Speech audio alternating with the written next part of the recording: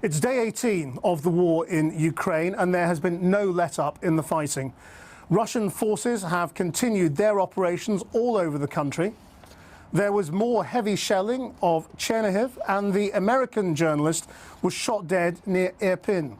That attack on the Yavoriv base near the Polish border is the furthest west the Russians have attacked since the invasion started. Ukrainians have also been protesting against the Russian occupation in Kherson, but there has been hopeful messages from both sides over the negotiations, although it is too early to tell whether that will lead to anything substantive. The Russian missiles hit just before dawn. The enormous blast could be felt 30 miles away in Lviv. This is what a Russian world looks like, says the Ukrainian filming. A crater you can fit an entire truck inside. The huge military base at Yavoriv has hosted many NATO visitors. It's suspected by Russia of being a hub for the Western military aid being brought into Ukraine.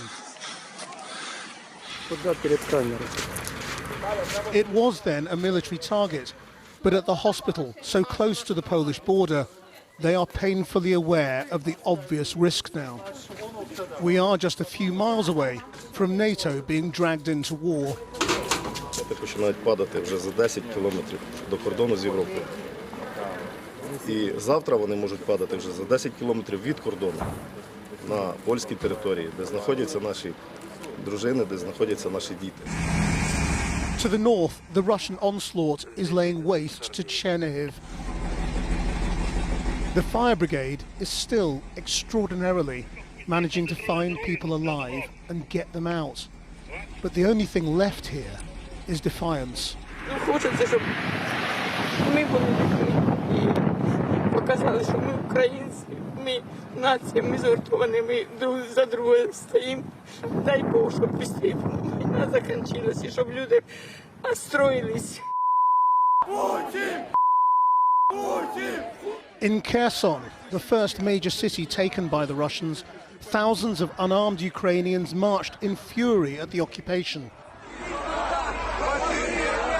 shouting insults until Russian forces fired into the air. The protesters carried on anyway. The Russians also released aerial footage of their bombing campaign, claiming Ukrainian extremists are stopping civilians from using the humanitarian corridors to escape. It's a familiar Russian line used before in Syria. But the Russians also claim there's been significant progress at the peace talks. One delegate claimed a deal could be just days away. In the capital, President Zelensky visited soldiers in hospital to award honours. Though perhaps this is the honour any soldier wants now, more than a medal. The President's Chief of Staff said Ukraine will give up nothing at the talks and that the Russians are listening, not giving ultimatums. If Russia hopes maximum pain equals maximum pressure, it is on full show in towns now pounded for over 2 weeks. The emergency teams say this was a school in Mykolaiv.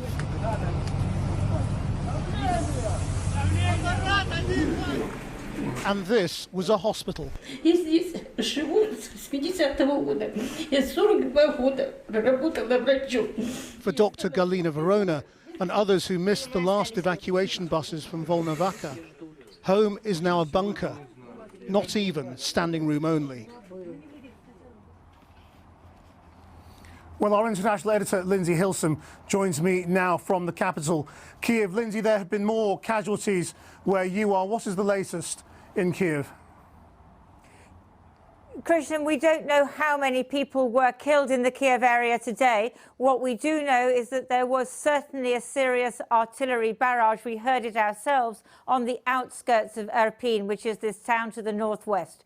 An American journalist, as you mentioned, called Brent Renault, a filmmaker. He was in a car, an unmarked car, with a colleague, and that car came under fire from what is believed to have been a Russian checkpoint. He was killed on the spot. His colleague is in hospital being treated now. The mayor of Irpin has said that journalists won't be allowed to go there anymore because it's too dangerous. But what about for the ordinary Ukrainian people there? Many of them are still stuck there. They're trying to get out, but it's almost impossible for them to move now because it's so dangerous.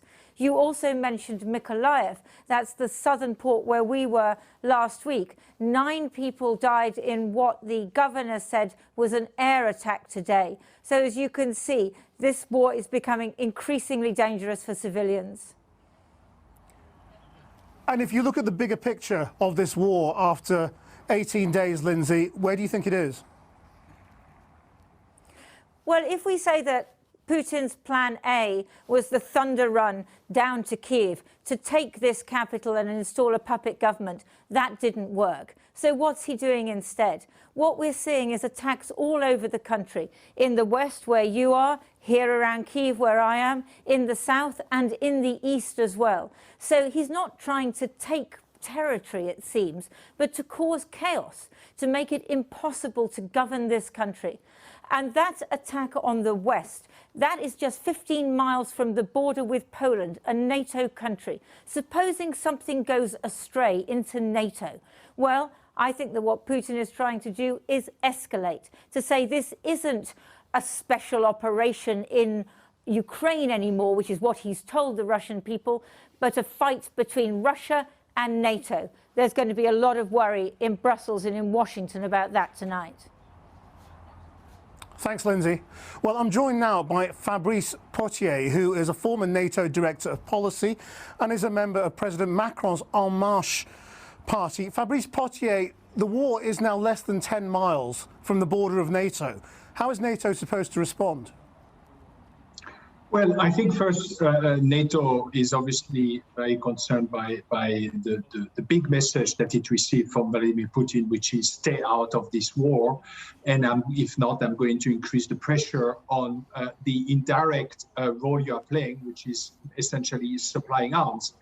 I think the answer should be very clear to that. We should not fall into Putin's blackmail. He's blackmailing us on nuclear, he's blackmailing us on chemical weapons, and now he's blackmailing us on hitting basically ever closer to the NATO border. And to that, I think we should have the courage to regain some control over the escalation. The problem right now is Putin is the only one who has that control, and he's escalating at will.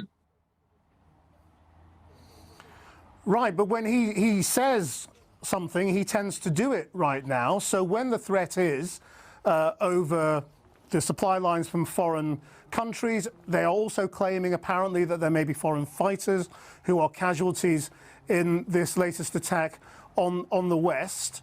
Does that make you rethink the foreign supply lines? There's also been a train attack today elsewhere in the country. Yes. No, it makes me rethink, I think, the relative passivity of NATO on trying to basically put more pressure on the Putin war machine. He's setting red lines, but it's also up to us to redefine this red line. And he's successful in doing so, you're right, because we are not willing to make him face the cost of us pushing back on these red lines. So I think this is really the call now is on NATO as to whether it will have the leadership and the courage to acknowledge that this war is not just technically outside the NATO border, it's actually burning at our doorstep. And when your doorstep is burning, you can't just close your door and ignore it. And this is essentially what is now really us to respond. And I think we have to be more willing to put more military pressure on Vladimir Putin. But what is the cost that you're talking about? I mean, the economic war has been ramped up almost as far as it can go. Are you talking about a military cost involving NATO? Absolutely. I think we have to be honest about that. This is not a war that you can, again, isolate yourself from. Every day, actually, Putin is redefining the red lines, and every day those red lines are getting closer to our border. So I think kind of watching and sitting is not going to help. And yes, I think we have to be willing to look at the risk and the possible cost of getting more actively involved militarily. Now we actually face the risk of not being involved on our terms, and Putin just keep on defining those red lines. So I do think we have to do that. To give you an example, I do think we should deliver to the Ukrainian forces air defense system, so at least they can make sure that Western Ukraine is free from this sort of attack we have seen earlier this morning. You're a former head of NATO policy. I'm sure you're in touch with many people still there. Are there people in NATO thinking the way you are? I can't speak for them, and I would not want to speak in their place. But I can tell you that I think there's a very robust debate going on within NATO about whether we should just focus on the NATO allies' security and defense, or whether NATO should play indeed a more extensive role. But the buck starts with Washington and few other big capitals in Europe who are actually not really willing, as they're actually saying themselves, their leaders, including President Biden, that NATO should not and will not play a role in this conflict. I think it's a profound mistake. We have a moral and a strategic responsibility to push back on what Vladimir Putin is doing. Fabrice Potier, thank you very much indeed. Well, earlier I spoke to the Russian investigative journalist and broadcaster Yevgenia Albats, whose websites and television broadcasts have now been blocked by the Russian authorities. We have seen images today of many brave Russians daring to protest against the war and being bundled away, arrested by Russian security forces very promptly. What do you think is going on in terms of Russian public opinion now? I think that Russian public opinion slowly but surely is getting it. It's getting that Russian government and Russian troops are waging a war of choice and conquest in Ukraine right now. Are people in Russia seeing the same images the rest of the world is? Are they getting those messages through about how this is going militarily? There are no longer any independent TV networks exist in the country. All those that existed, they got closed, so there was only propaganda machine. They say that Ukrainian nationalists or Ukrainian nationalist battalions were destroying infrastructure of the Ukrainian cities. That's what they are shown on the Russian propaganda channels. So for those of us who would like to know the reality, we have to use VPN, virtual private network, and go and get footage from the Telegram channels. Well, today, as you say, we have seen an escalation in the bombing to the west of Ukraine, very, very close to the border with Poland, a NATO country, just a few miles away, where they have hit that military base. What do you think is President Putin's strategy now? Listen, I'm unable to figure out what's going on in the head of a sick man. I don't know. However, it terrifies me to think that the government of the Russian Federation decided to occupy the entire country. Part of my family came from the western Ukraine. My father fought in Mykolaiv during the World War II in the autumn of 1941 when Ukraine was occupied by Nazis. So I walked myself around Mykolaiv, and now I see Mykolaiv is on fire. So to be honest with you, I'm just terrified by what is happening, not because of my own life, who cares, but because of what happened to Ukrainians and to the fact that my fellow citizens, I am a taxpayer, I am a citizen of the Russian Federation. That's the only passport I have. That my own troops are doing this in Ukraine, and I cannot stand this.